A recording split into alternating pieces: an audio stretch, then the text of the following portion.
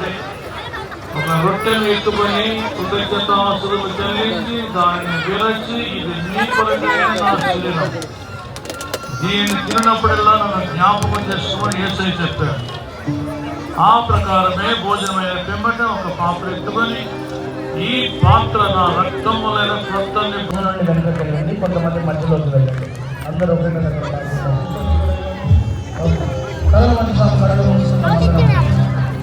ప్రభు యొక్క శిలువ వైపు చూద్దాం, ఆయన గాయకుల వైపు చూద్దాం. ఈరోజు నేను మరలా చెప్తున్నాను, 365 రోజులు దేవుడు తన గొప్ప కృపను బట్టి మనల్ని కాచి కాపాడి ఈ లోకంలో ఎవ్వరూ చేయలేని గొప్ప త్యాగం, ఎవ్వరు ఇవ్వలేని ఆయన జ్ఞాపకం చేసుకుంటూ మనం బలలోనికి వెళ్దాం.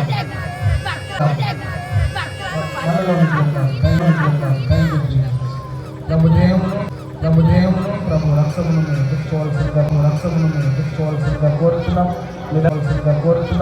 మీరు చేసి అడిగి తీసుకోండి, సిద్ధపడి బాప్తిజము పొంది